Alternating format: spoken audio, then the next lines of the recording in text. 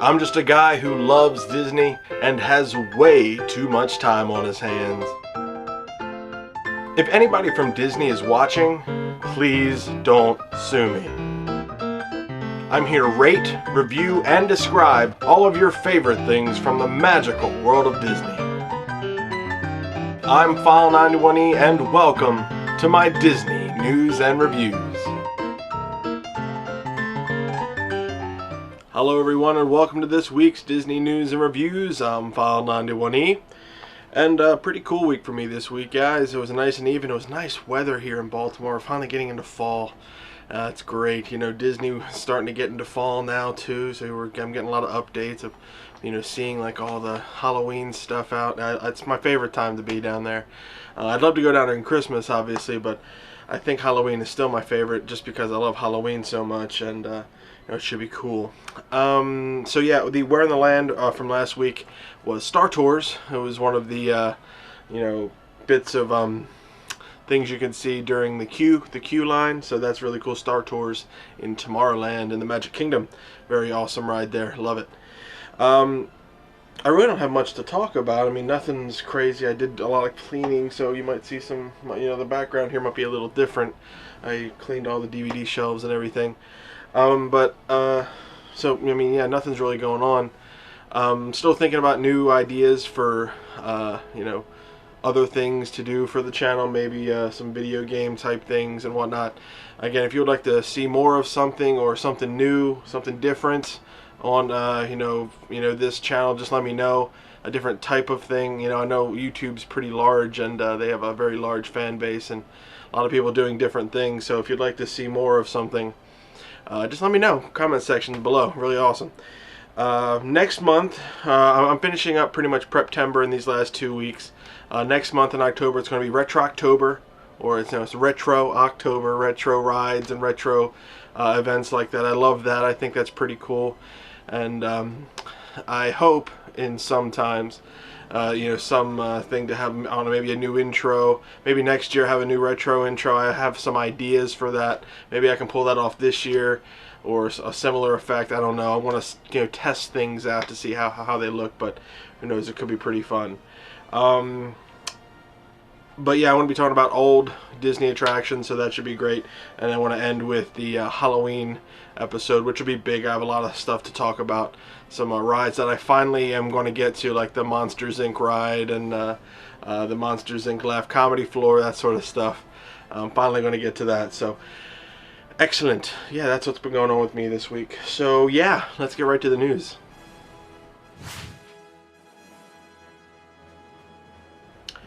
The 2015 Halloween season kicked off this past week at the Magic Kingdom with Mickey's Not So Scary Halloween Party. This year's Halloween celebration still has the popular Boo to You parade and the Hallowishes fireworks show, but this year it will also be headlined by the all-new Hocus Pocus Villains Spell-tacular. The 22-minute castle show sees the mischievous Sanderson sisters from Disney's Hocus Pocus return to the mortal world for one night during the Halloween season. The Hocus Pocus Villain Spell-tacular because they're witches, features appearances by Dr. Facilier, Oogie Boogie, Maleficent, and other great Disney villains, along with dancers, projections, and special effects that combine to make the new show the highlight of the Mickey's Not So Scary Halloween Party. Now, there are 4 opportunities during each night to see the show, with show times at 8 p.m., 9:20 p.m., 10:40 p.m., and 12 a.m., because they do stay open pretty late for that. It's a really cool show. I watched it. There's tons of video. Go to Inside the Magic on YouTube here. They have a great video, but I'm sure if you go to allears.net or WDW Magic, they have great video too. So check that out. Really awesome. They got perfect people to play the Sanderson sisters. And Hocus Pocus is quickly becoming a huge, very big Halloween movie. I mean, I always loved it. But it's really funny, you know, I think now that we're, you know, my generation is getting older and is in control of things, where you're starting to see more of it, because a lot of kids from my generation really liked it, and hopefully a lot of kids from the younger generation will like it too. So I love Hocus Pocus. Really awesome. So excellent stuff. I love this show. Disney has officially confirmed that Jock Lindsay's Hangar Bar will be opening to guests on September 22nd, so it'll be open by the time I get down there. I can't wait. With a storyline centered on the pilot from Indiana Jones films, The aviation-themed lounge features unique drinks and small plates. So it's, you know, it has. I talked about this a couple weeks ago, or a couple months ago rather.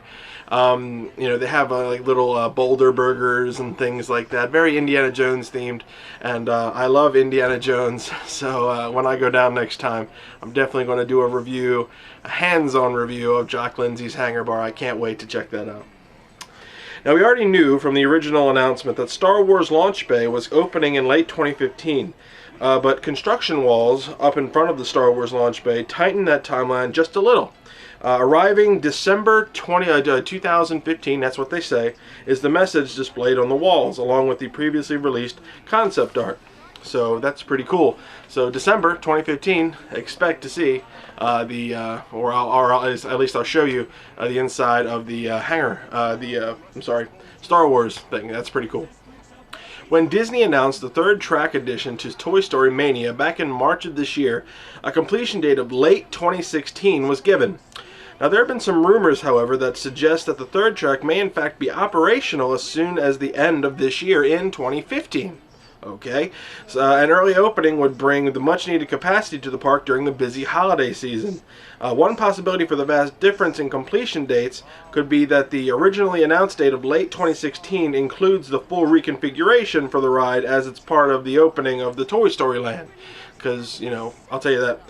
This is expected to see the entrance completely rerouted to the rear of the current building, and the current entrance to become a backstage area, because everything's going to be flip-flopped. Now, if the third track does become operational this year, it will likely use much of the existing queue and entrance. Disney has not yet officially made any announcement on the status of Toy Story Mania's expansion, other than the originally announced date of late 2016. So again, this is totally just rumors, but who knows? It could be interesting to see if they do open early. That should be interesting. And finally, Disney has entered into a long-term alliance with Diamond Foods Incorporated to make Pop Secret Popcorn, the official popcorn of Walt Disney World Resort and the Disneyland Resort. As part of the relationship, the Pop Secret brand will also become the title sponsor of Fantasmic at Disney's Hollywood Studios, and a sponsor of movie nights held at the Walt Disney World Resort hotels. The agreement will also see Disney begin selling freshly Pop Secret popcorn, that's hard to say, at carts throughout Walt Disney World and Disneyland. Freshly popped Pop Secret popcorn. Wow.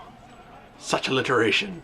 But that's pretty cool. I love Pop Secret popcorn, and hey, that's awesome. I love it's good stuff, and I think can't hurt. Good popcorn is also a plus, so, you know, good job, Disney. So yeah, that's the news for this week. Let's get right to the reviews.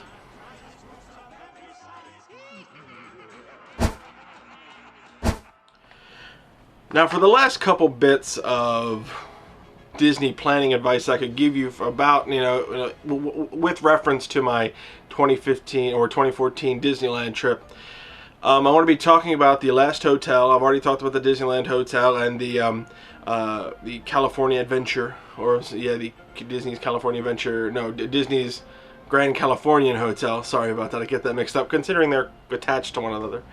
We have the Paradise Pier, but I'll talk about that later. But the other part that, you know, was pretty interesting for me and new for me this year was that I used the Disney planning to plan and help, you know, get my trip up to date. I did everything over the phone, which is something new for me. Talking to Disney or the Disney company, and you know, getting them, you know, telling them what I want, and them helping me through this. So that's what I'm going to be talking about today, is my experience using the Disney planning, you know, people, you know, on the phone and everything. And I gotta say, it was a very easy and pleasurable experience. Now, I'm used to talking about Disney. I've done videos where I've talked about, you know, what you have to plan for Disney World, how you have to pre-plan and pre-know everything, make a calendar. I already have, you know, a rough calendar for which days you want to go, and, you know, what you want to see, what everybody wants, you know, in your party wants to see, that sort of thing. So when I called Disney, I knew what I was getting myself into. I knew what I wanted, and you know, maybe they, you know, talking to a Disney, you know, cast member could help me out. So I just wanted to experience talking to the Disney people on the phone and doing all that. The person I had was very nice. I always try to, whenever I talk to customer service and stuff like that, I always try to be very nice, not for any reason to get anything new, just because I'm a nice guy. But I like to make it a pleasurable experience. And these people, or the people that I dealt with, were very nice, very, awesome. They were, 100% on the ball, and were definitely willing to help me out. If I had any questions, or with additional deals and stuff like that. So that was really cool. What was awesome was that they actually recommended things that I didn't even know about, and they told me about stuff that, like say I was, because I did the Walk in Walt's Footsteps tour, but they told me that Walt's apartment wasn't open because it was under renovation. I didn't know that. So when they told me, they told me, what the replacement was. It was the Dream Suite tour, and that's really cool. But at least they told me. They didn't have to, but they did.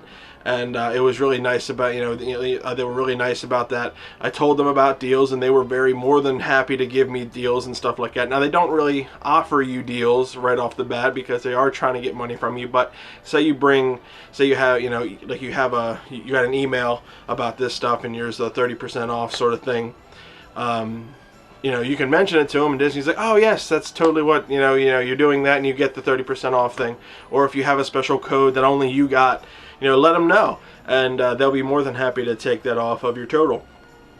So basically, overall, my experience was fantastic. I urge you guys, if you have to talk to them on the phone, that's a great way to do it, because you're always constantly connected to somebody.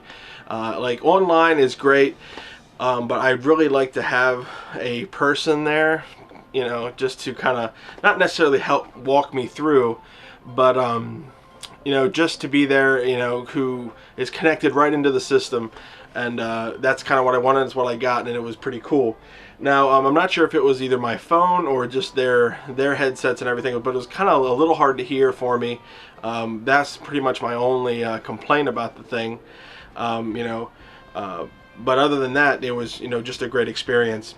They helped me through everything, buying the tickets, getting my hotel reservation all set up.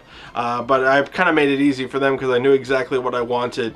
But even though I knew all about the hotel, they told me about the hotel. They helped me understand about everything, and they helped let me know. They said, okay, you're a little too early for dining reservations, so call back at this time for this. Call back at this time for that, for the Mickey's Not So Scary Halloween Party, or I'm sorry, or just the Mickey's Halloween Party.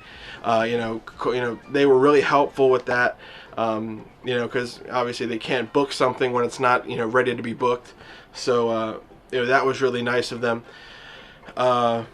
They helped answer all my questions about taxis and different things like that.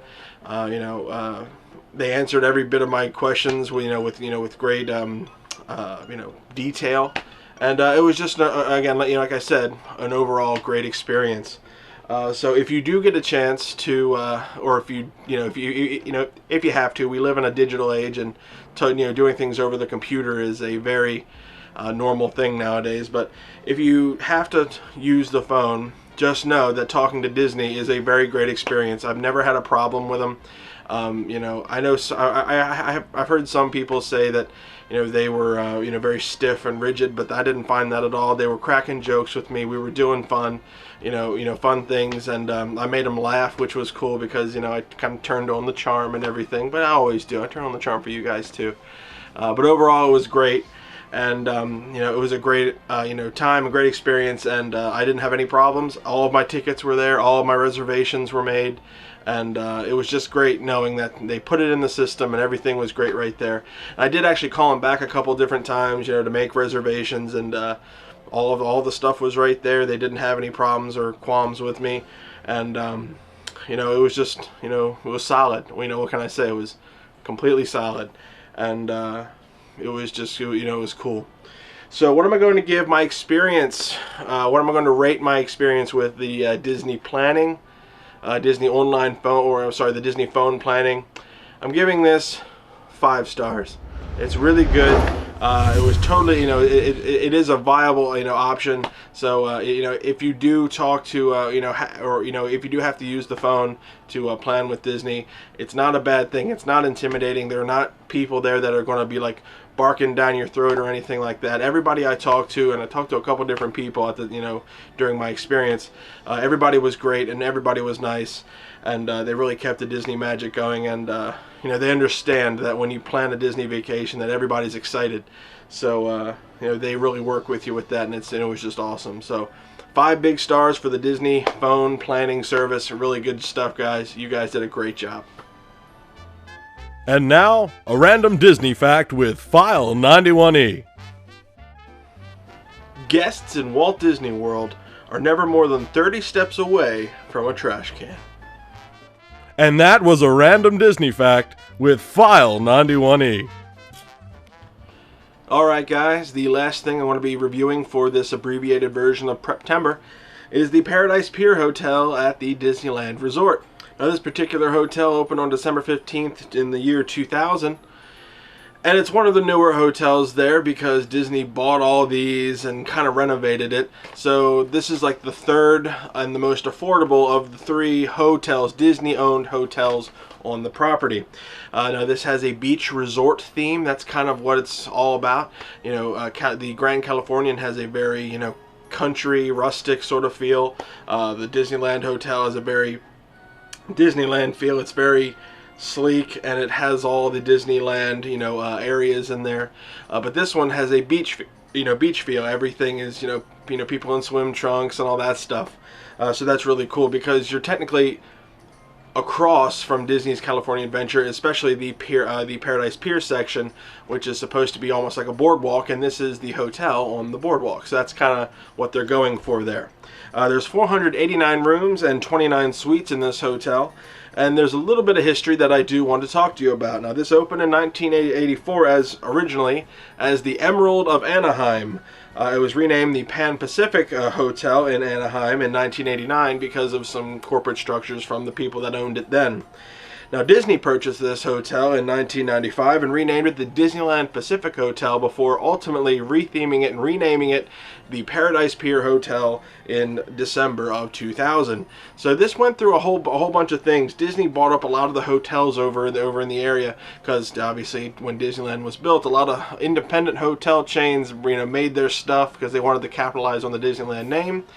But Disney, knowing that it could do better than anything that they could do, decided to take and cherry pick these nice hotels and demolish the things that they didn't like and build the things and keep and renovate the things that they did like. And this was one of them. Now, from what I hear, I didn't stay there. I did walk through it though, because I love to walk through the hotels. I hear the actual rooms are actually larger than most of the other guest rooms. Just regular guest rooms are larger than most of the other guest rooms in the other hotels. So that's pretty cool. I guess the original builders needed to kind of have an advantage on certain things. So when you stay at the Paradise Pier Hotel, you will be getting a little bit bigger of a room than most of the other stuff in the other hotels. So that's pretty cool. And this is the cheapest of the 3 that you can get there. It's the most value resort you're going to get when you go to a Disneyland or to the Disneyland Resort, aside from staying outside in one of the good neighbor hotels. But it is the cheaper of the 3. The Disneyland Hotel is the middle, and obviously the Grand Californian is the most pricey. Well, actually, it depends on the size of the suites that you get, but if you just get a regular guest room just based on that, the Paradise Pier is the cheapest. Now, it has some amenities. It doesn't have like the 4-star dining and all that stuff that you're going to get in the Grand California. It doesn't have the big awesome water slides and the grand theming as it does with the Disneyland Hotel. But it does have a couple things, and I'll get right to it. It has the Disney's PCH grill. The PCH stands for Pacific Coastal Highway Grill, so that's pretty cool. It's kind of the standard food fare, that sort of thing. Then there's the Surfside Lounge, which is right next to the pool area. The pool is actually on the 3rd floor. It's a raised pool. Well, not a raised pool, but it's raised up, 3 floors, and it's a sunken-in pool. There is a water slide there, so of course, you got to keep with that beach fun theme. There is a pool there, so of course, there has to be a pool. It's a Disney hotel. And possibly one of the coolest things about this hotel is that if you stay in some of the rooms, if you get a view of Paradise Pier, you can watch the World of Color show as it goes on, and you actually, if you tune into a certain channel, you can actually listen to it as well. So that's really cool. You get a kind of a, you know, it's not the best view of the World of Color, but hey, it's a free show at night, and it's really cool. I mean, you get that awesome view of Paradise Pier, and it's all lit up and everything. I just think that is actually pretty cool. I was going to stay at the Paradise Pier Hotel, but then I decided just to kick in a couple extra bucks and stay at the Disneyland Hotel, which is where I wanted to be in the first place. But the Paradise Pier was definitely a close second, and I did not mind it. But obviously, I was very satisfied with the Disneyland Hotel, but I think I would have been satisfied with the Paradise Pier Hotel as well. But that's about it. I mean, you know, I walked through it. It's a pretty standard hotel. The theming's nice, but it's a standard hotel. It looks nice from the outside, and it's close. You know, when I say hotel, and people who go to Disney World a lot often think of hotels as extremely far away. You know, you have to take buses to and from them. In Disneyland, it's not that, you know, it's not like that. I was able to walk to the Disneyland Hotel 5 minutes of walking, maybe, to the Paradise Pier, and then I crossed the street into Disney's Grand Californian. I was not walking very much to get to either of these hotels, so they're right in the grand vicinity. So you're not going to miss anything. And you know, with Paradise Pier, it's not that far from the main entrance and all that stuff, so you're not going to miss too much of it. You're not walking that much, and it's not a bad area or anything, so I felt completely safe. But then again, I live in Baltimore, and not much outside of Baltimore scares me, because when you've lived in Baltimore as long as I have, you just don't even care. We have riots. Not rats, riots. That's a thing now in Baltimore. Never happened before, but now it does. But I digress. Anyway, the Paradise Pier Hotel, a totally awesome hotel that is, worth your visit. If you can't spend as much, for the Disneyland Hotel or the Grand Californian, but you want to stay in a Disney hotel that isn't, a good neighbor hotel. Not that those hotels are bad, but if you want to stay on a Disney property sort of thing, the Paradise Pier is definitely good for you. It's not the cheapest hotel in the world. It's not like a value resort or anything, but it's the cheapest Disney hotel that you're going to get in Disneyland on the Disney property, that sort of thing. So what am I going to give the Paradise Pier Hotel? I think I'll give it a solid 4. It's really good. It's not bad. And I had a great time, at my Disneyland hotel. But again, I would have stayed at the Paradise Pier if, I couldn't afford to, go to the Disneyland hotel. I would have stayed at Paradise Pier. It's not bad. It has a pool, has a water slide, which is very fun. The guest rooms are really nice, and the theming's fine. It's right there. It's close proximity to the parks. You're not walking that far, so or that much farther. So it's really not bad. And yeah, although I will say toward the end of the the trip, if I did have to walk a couple extra blocks to the Paradise Pier, I think my feet would have given out. But that's my fault for spending 13 hours in the Disney parks.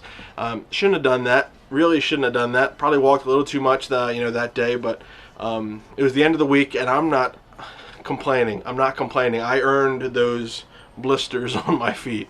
So yeah.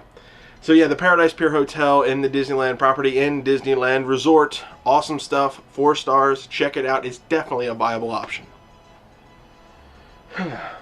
Well, I hope you guys enjoyed this week's Disney news and reviews. Again, it's getting to be fall. It's going to be fall probably when when this thing pops up, and it's hard to believe, man. Time is flying. It's going to be Christmas, Halloween, Thanksgiving.